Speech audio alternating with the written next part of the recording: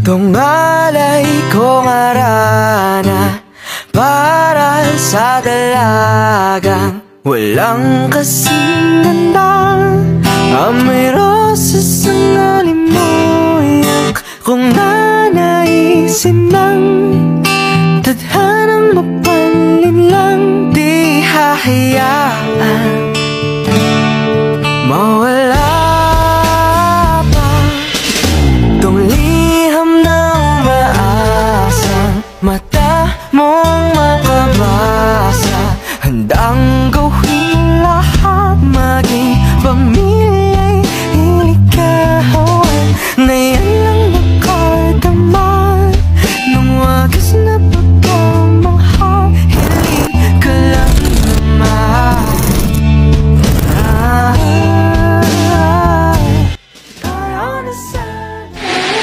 Aba, kay gagara naman ang mga kagamitan at mga kasuotan nila rin eh. Okay naman. Ulit ako yung kasama ng mga puto sa Laguna. Hindi na yan nagmumura ka man din kasi. Makaya talaga tayo mag-inusalangan sa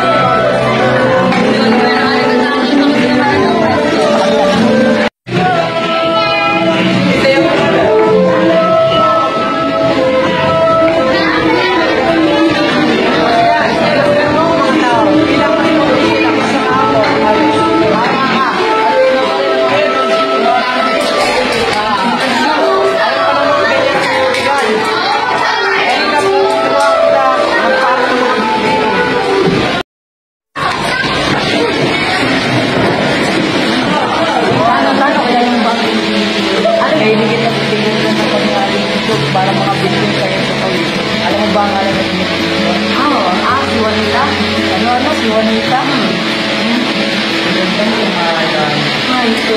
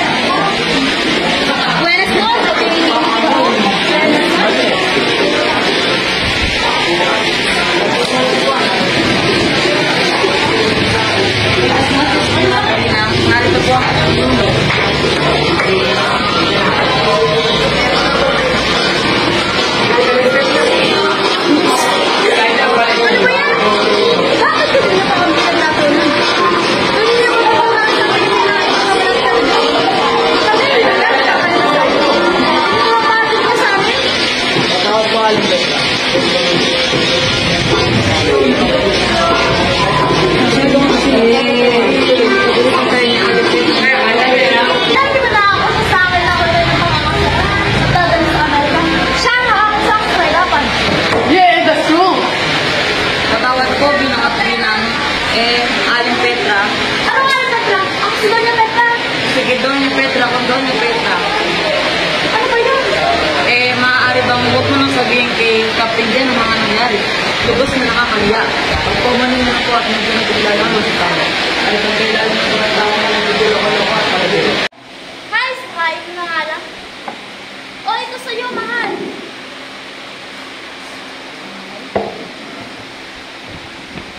Nga pala, saan nga pala tayo nagkakilala? I don't know where and when. Huwag ka na nga mag-gusto lang din sila doon yan. Kanina pala tayo sumunod tayo.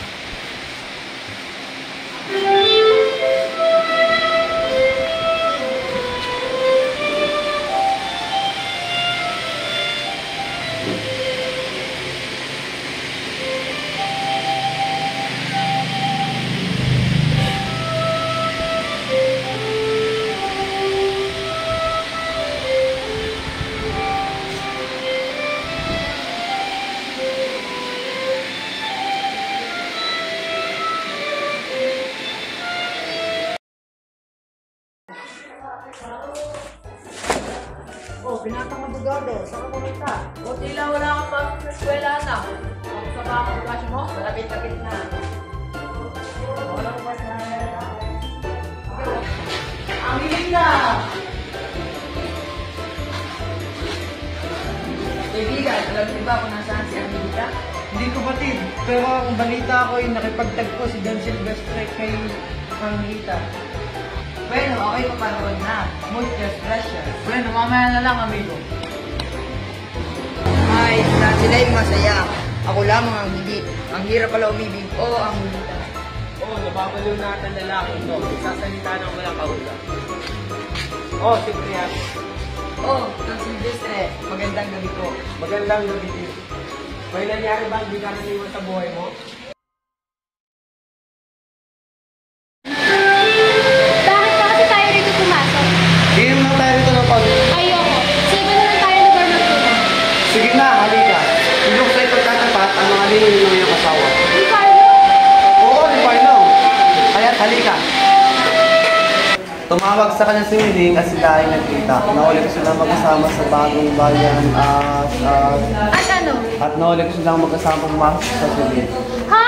Kaya pala gano'n na lamang ang tagundong ng debut ko ng mga oras na iyon? May ginagawa na palang kataksilan na lalaki yan sa akin. Ay, Oh, bakit man? hindi ko alam kung ano ba magiging emosyon ko. Magagalit ba o masaya na laman ko ang pako ng magaling kong asawa. Ay, gusto ko na lang ng bawian ng buhay kong ganyan. Kobang, huwag kang mawala ng pag-asa. Narito ako matagal lang umahanga sa iyong kariktan. Kobang, iniibig kitang tapat. Ba't ka nasasabi ng mga ganyan? Tandaan mo, hindi mo matatalas ang maaaring kahihinat na yan. Delikado ang mga ganyang bagay sa akin. Laking kahihinan sa akin. Kobang, kung naiintindihan mo ang aking mga salibikain, ay hindi tayo makakarating sa ating mga paroroonan. At bakit? Kobang, sapagkat ang lihim na pagtingin ay hindi na nakasiguradong makatago.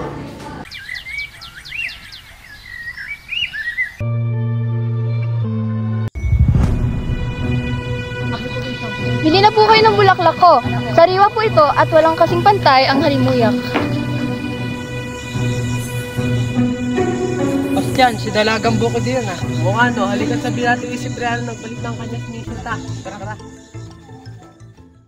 Pinuntahan ni Andres at Bastian at sinabi na naandyan si Angelita, ang dalagang bukid, dala-dala ang kanyang nilalakong bulaklak.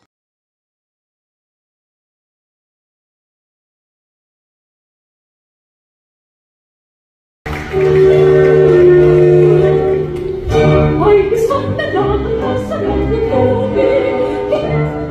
Ay, kung maulani, ang amoy pagkakay biglang lumaki. Ang sakit ng aking isip. Senyora? Walang lalaki, di maangay. Sagat ng babae mo't kakapuisip. Sa paglalay ako'y uwi.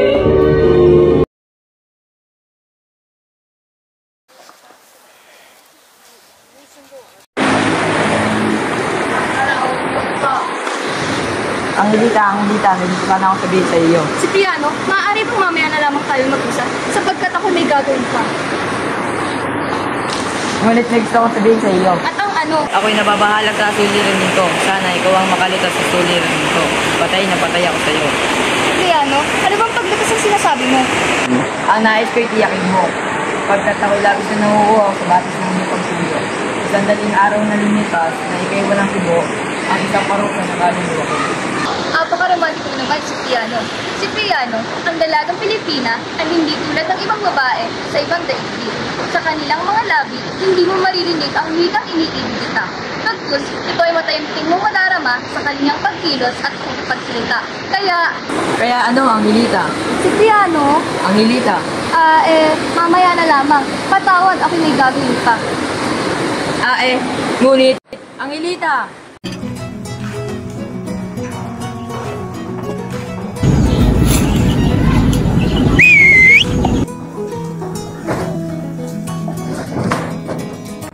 Saan mo ang pinto? Papanig ako. Hindi maaari, sapagkat ako'y mayayari kay Parlo. Bumaba ka na lamang dyan, oras mismo, at marami akong gustong pagtukan sa'yo. Pagtatapat, ang alin? Ang kabalbalan mo? Ayoko. Kung kaneo lang din naman, ako'y magpapamatay na lamang sa pang maraming buhaya at hahayaang lamunin.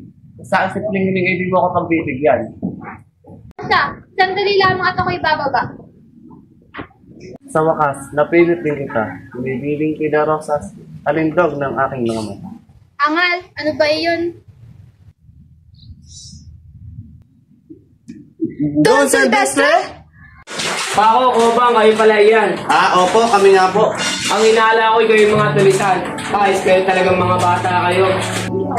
Don Silvestre, maaari po bang huwag mo sabihin ang iyong mga nakita, lalo na sa kanyang asawa? Oo nga po. Nakakaasa po ba kami? Tapos masyado naman kayo madrama. O sige, pagpaliban nyo na lang na wala kayo nakita. Ayun! Salamat po. O siya, kami na po muna ay sasagap ng hangin sa luneta ng Silvestre. Kajos. O sige, sige.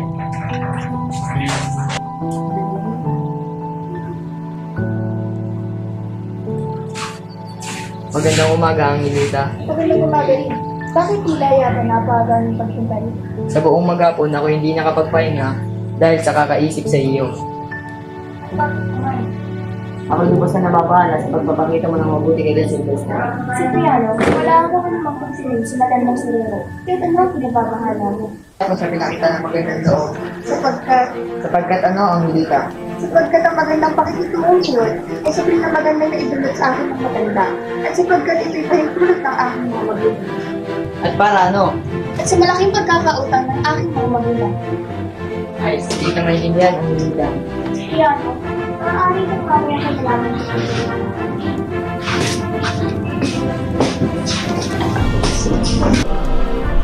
Ano kayang mangyayari kapag nakita ako ni Parlo? Alam ko na.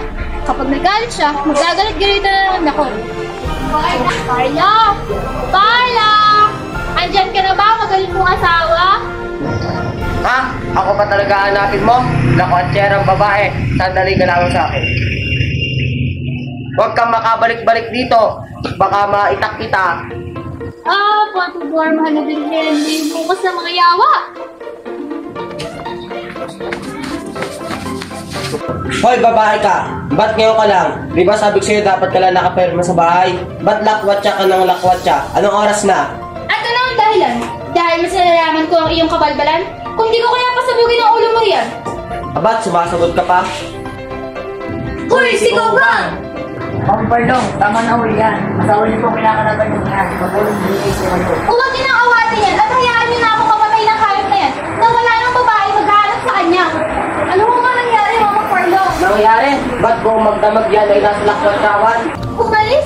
Sapagkat hinahanap ko kayo kung saan kayo nagpunta ni Nining? Ang kampo nenin mo? Mamang Pardong, tama na po yan. Tumingin na po kayo sa tawad sa inyong asawa. Oo nga ako, Mama Parlo. Patawad aking asawa. O siya, sige, ipagluluto na lang kita ng iyong umagahan. Talagang mag-asawa mo. Guys. Oo nga, kung ano-ano pinag-aawayan. Pero Angelita, huwag mo na sana akong talikuran.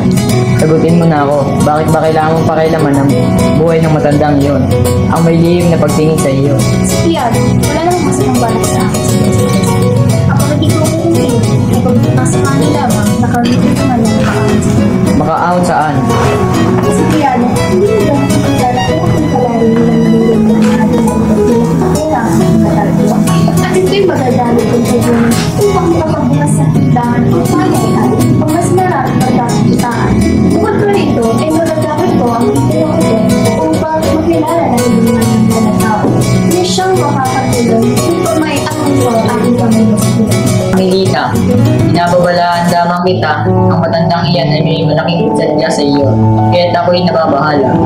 Kesa naman ako ay habang buhay na yan ang hilaw ng galit lang. Upang may pangpusto sa aking kapuna upang sa kanila. Angelita, hindi mo kailangan kumapit ng patalim.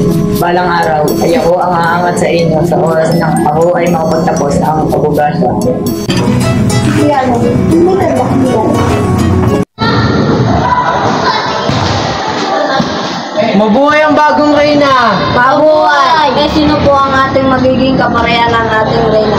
Kapare ba ang ibig sabihin mo, konsorte? Eh, sino po ba ba? Abay ako, syempre. Angelita, sino ba ang tatanggalin mong konsorte? Kailangan ko pa bang mamili? Siyempre, ang aking magiging konsorte ay si Ginoong Cipriano Angelita? at si Ginoong Silvestre. Ngunit halika nga rito. Huwag kayo sumama riyan, Angelita. Magtiwala ka aking iro. Angelita, nakakalimutan mo ba? Ang iyong mga magulang ay may utang sa akin libo-libo, ni piso hindi nababayaran. Ang inyong mga mana ay nakasanla sa akin. Kakalimutan ko iyang lahat kung ako lang ang magiging konserte mo. Mga kaibigan, ang huli ko pong pasya ay iginagawad ko para kay Don Silvestre na aking magiging konsorte. Yun! Naghanda ng biging si Don Silvestre bilang parangal kay Angelita, kung saan maraming tao ang dumalo na kinabibilangan ni Captain John na ang kasama ay si Miling at marami pang iba. Maraming salamat mga ginang at ginoo sa pagdalo sa aking bigay. Naway magustuhan niyo ang aking nahihanda para sa pagpaparangal sa dalagang tagabuso, si Angelita. Maraming salamat sa pagdalo dyan at sa pagpaparangal sa Angelita. Why not? I will be delighted to attend the feast. Masaya akong matagumpay mong nagawa ang ganitong celebration. Congratulations, Don Silvestre. And of course, pati kay Angelita, don't forget to tell her of me. Ay, teka, ba't kasama mo si Mili? Aalalayan ka ba niya? Huwag ka na lang maingay. Okay siya, alis na ako.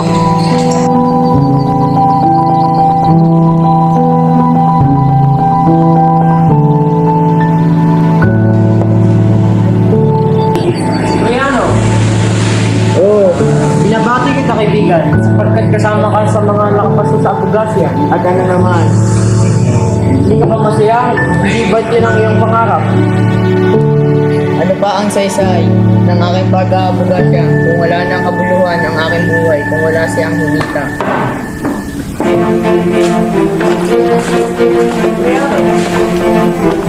Piano, amigo, huwag kang mag-alala, inuway ko tulungan kong makapasok sa tigil. Tinawag ni Andres si Angelita upang ipaalam sa kanya na naandyan si Cipriano. Angelita, ba't ka namin yan? Halika na sa taas, kapag nasinuwi na hanap na ron. Siya, isasama.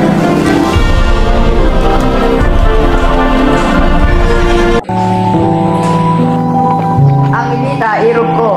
Sa tagal kitang inaantay. Ano baga? Kailan ako magluluksa na ikay mapa sa akin? Mahal na mahal kita aking irog. Mahal ko, huwag ka nang mag-umisa. Sapagkat ako na nga ako yung hero pagpapailanman. Angelita, halika na't sumama ka na sa akin. Bumuo tayo ng sariling pamilya.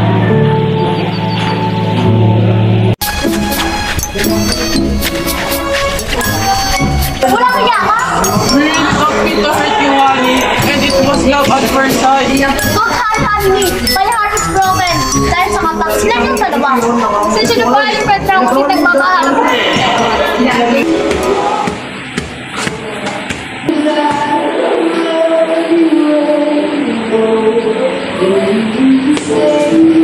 Mga hayop kayo, mga taksil kayo, mga ahas kayo. Hayop!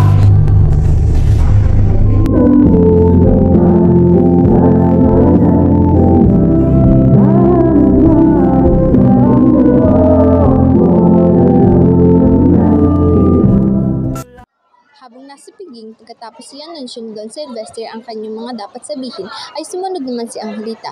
Iwinika ni Angelita na ang pipiliin niyang maging konsorte ay walang iba kundi si Cipriano, ang kanyang iniirog. Dahil nakapasa ito sa pagsusulit sa pag-abugasya at inanunsyo ni Angelita na sila ni Cipriano ay magpapakasal, na handang bayaran ang mga utang ng pamilya ni Angelita at mamuhay sila ng matiwasay. Pumayag si Don Silvestre at hinirang o kinuranahan si Angelita bilang reyna ng Baghari.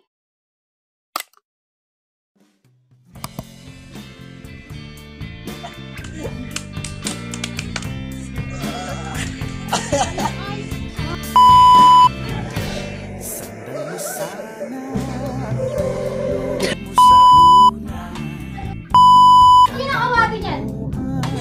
Laki nung inaawag. Ba't ka nagsasabi ng mga ganyan? Tandaan mo, hindi mo matatalas ang maaaring kahihilan na yan. Delikado ang mga ganyang bagay sa akin. Laking kahihiyan yan sa akin. Opa, kung maintindihan mo lang aking mga salawi kayo. Ang pangit ninyo! Uy, Char! Wait